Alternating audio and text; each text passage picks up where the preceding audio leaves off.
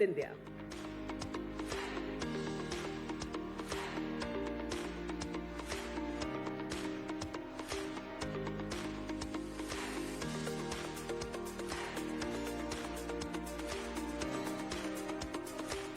And as Sajid also joins us on stage, let me also quickly invite N. Subramanian, who is the Executive Director and Group Chief Executive Officer of the Times Group, to felicitate the Minister on stage. Mr. N. Subramanian, ladies and gentlemen, a big round of applause. The Minister being felicitated by the Executive Director and Group Chief Executive Officer of the Times Group.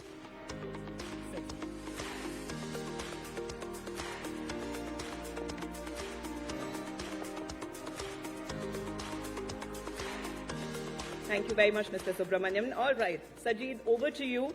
Sajid Mangat, who is the Senior Executive Editor, ET Now and ET Now Swadesh. Over to you. Thank you, Mr. Scindia, for joining us today. Thank you for having me. We have a target to meet $5 trillion economy, and communication and posts will be central to that. How do you plan to revitalize this entire two key sectors so that we reach that 5 trillion economy? So, first of all, Sajid, thank you for having me. It's wonderful to be here at GBS again, and it's always wonderful to have an interaction and a chat. I just want to take you back in time, and 100 years ago, we had the Industrial Revolution in India, in the world, that was powered by the development of the railroad system and the highway system in the world. Now, these were visible infrastructure transformations. What India has gone through now in the last decade under the leadership of Prime Minister Narendra Modi is the laying of the digital highway in our country.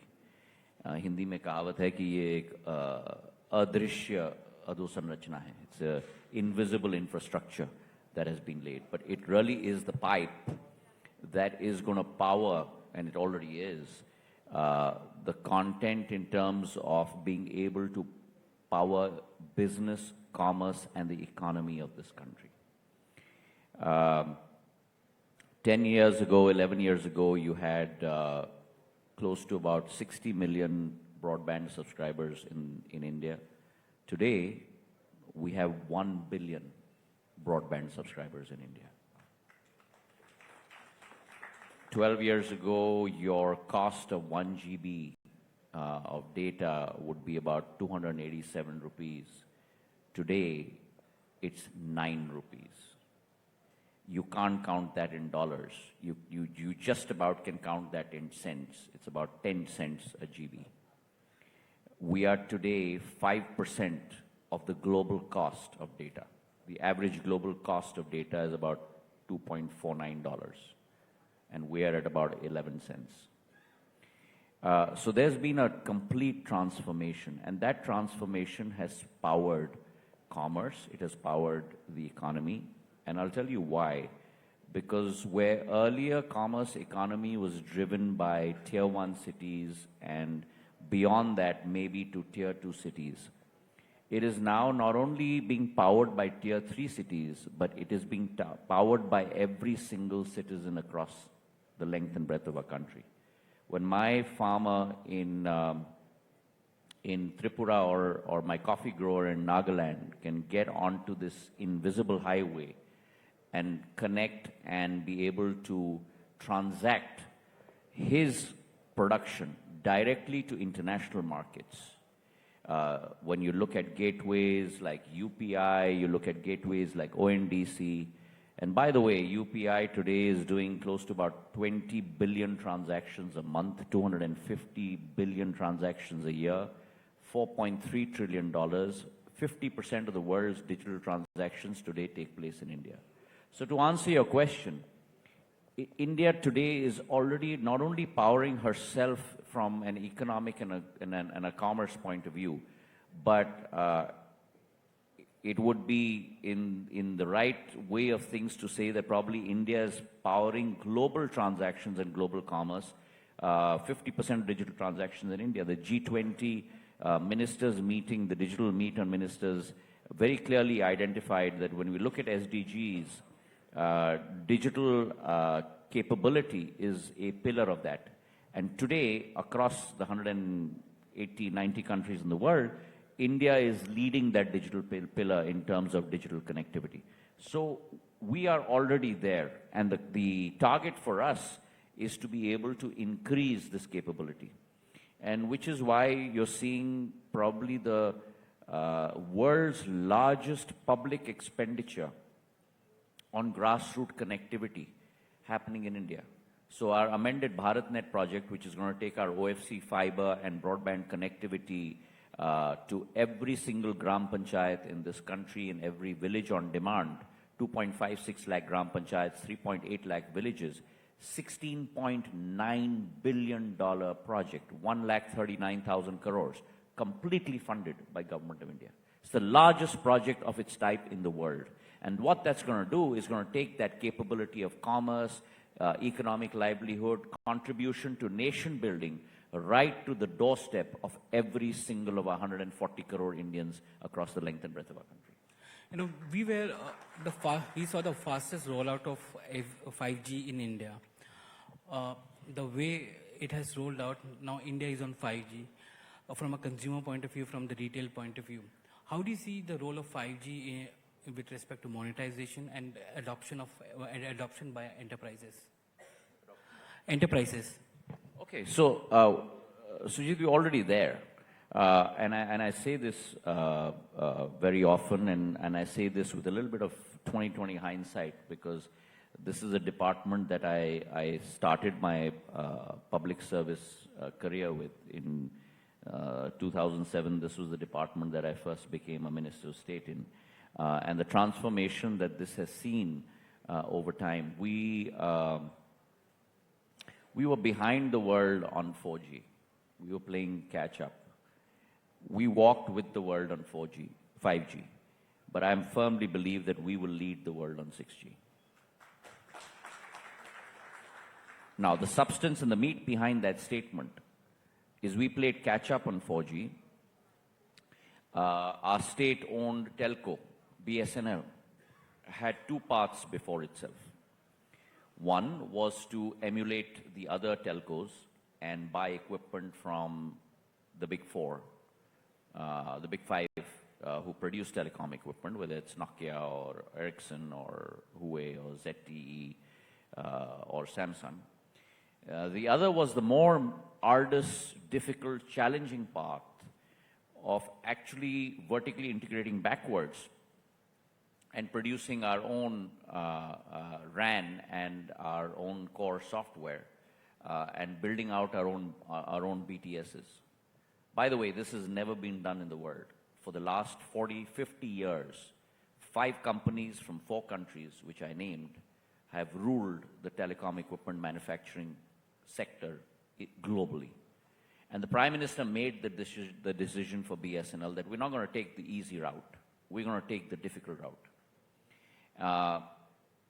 Again, surprisingly, we got a consortium together, very unlikely consortium, CDOT, which is a government-owned company to produce the core software, Tejas, which is a private sector startup to produce the RAN, the radio access network, and TCS as the system integrator. And in 19 months, we built out our own domestic 4G stack. And September of last year, and we kept it quiet, under the radar. And September last year, the Prime Minister inaugurated 1 lakh towers across the length and breadth of India, built on our own domestic 4G stack, built by TCS, CDOT, and Tejas. So what does that mean? That means that a sector that was the arena of a select few, 5 companies from 4 countries, India today has entered that club.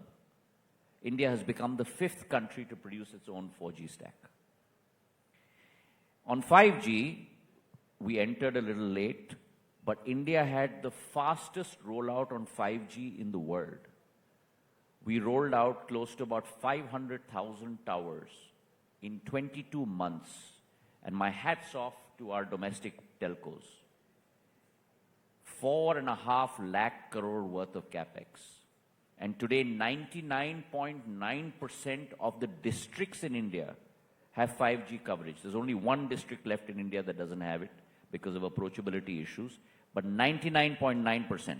And today, when we have 120 crore mobile subscribers, guess how many are already on 5G? 40 crore. That's 35% of the market is already on 5G. And by 2030, this number of 40 crores is going to go to 100 crores, right? Third, we come to 6G. India has never been at the round table. Telecom is about setting standards. Telecom is about being on the cusp of an inflection point of bringing in new technology. And India has never been represented at that table. First time in India's history that on setting of 6G standards with 3GPP, ITU, India is sitting on the table setting the standards for 6G. Bharat 6G Alliance, which has been set up in 2023 by the Prime Minister, started with 18 members, entrepreneurs, tech companies, telcos, government, across the board. Today has grown to 100 stakeholders. And B6GA's mandate is that we need to secure 10% of the patents when 6G standards are set. And we are well on our way. I take a review every quarter, by the way, on B6GA in terms of the 7 verticals that we have and how we are proceeding on that in terms of setting those standards with ITU and 3GPP. And believe you me, we will be the ones that will set the standard which will convert what is pedantically known in India as the digital divide into a digital dividend. How do you do the monetization? Because you spoke about the fact that domestic companies have invested more than 4.5 lakh crores on capex for 5G.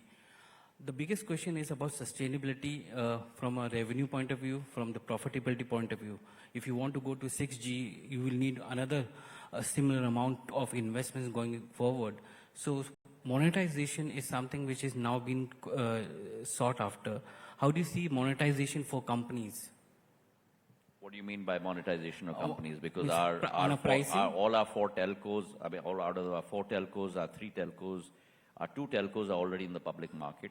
1 telco is planning to go to the public market. And with regard to BSNL, I'm going to keep that up my sleeve. But I guarantee you, we are on the path of a new paradigm of growth. BSNL, by the way, last June to September quarter and October to December quarter posted its first ever quarterly profits after 18 years. 18 years.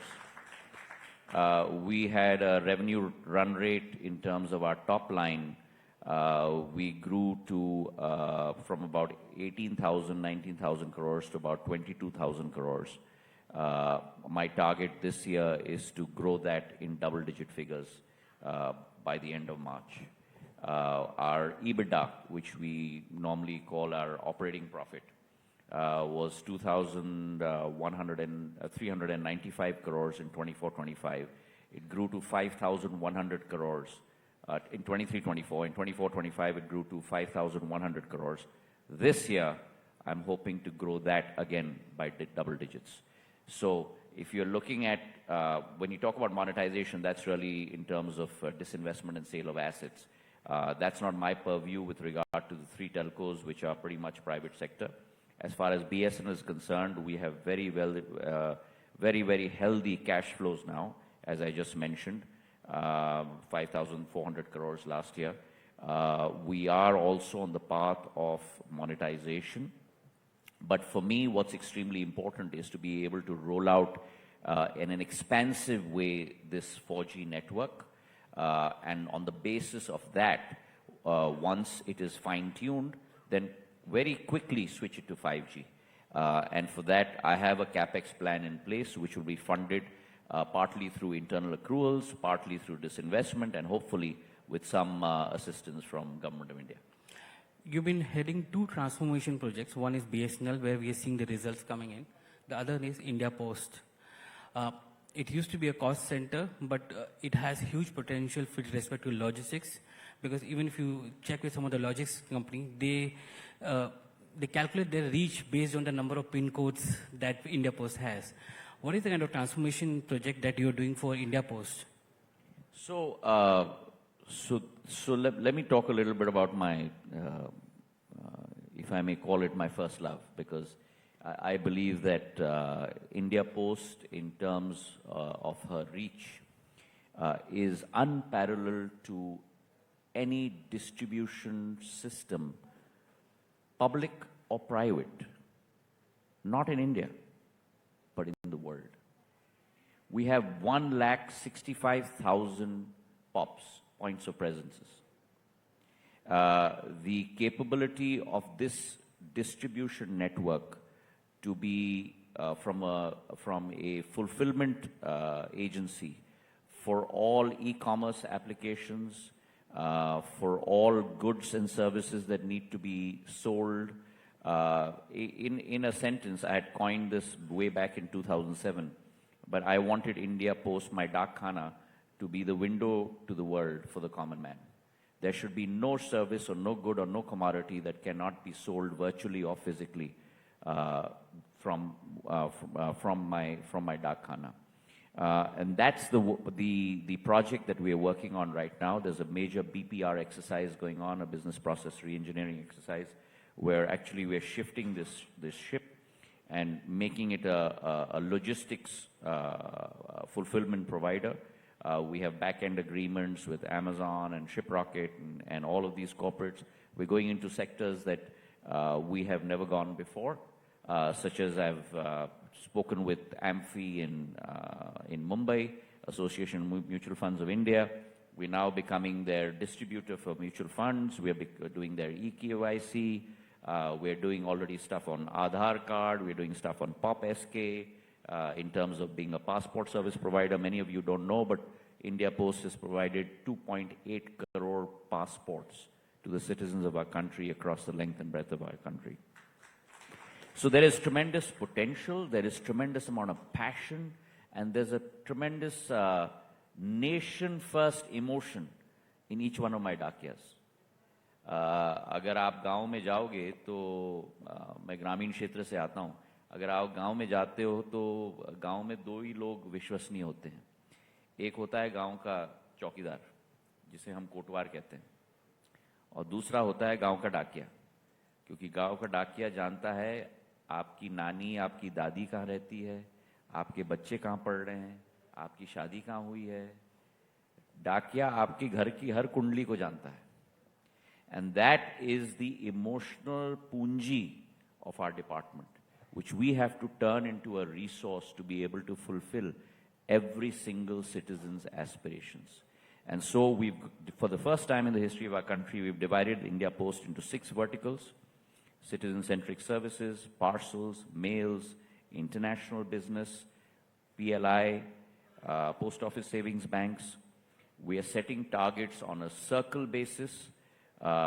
Each Chief Postmaster General is setting his or her own targets as opposed to HQ setting it. We hold a monthly review against those targets. As I said, we have a huge BPR exercise going. For the first time, we sent our officers to La Poste in France, USPS, Royal Mail, Japan Post, DHL, to study their first mile, middle mile, last mile capabilities. On the basis of that, we've put together a full logistics network that we are transforming with RFID codes, automatic conveyors, completely doubling and increasing our productivity. And I can guarantee you this, that within the next 3 to 4 years, under the leadership of Prime Minister Narendra Modi, you'll see a new India Post with a new branding, a new service capability, both on mails and on parcels, and across the board on all verticals. Mr. Scindia, we are running out of time. Thank you very much for joining us today. Always a pleasure. Thank you very much.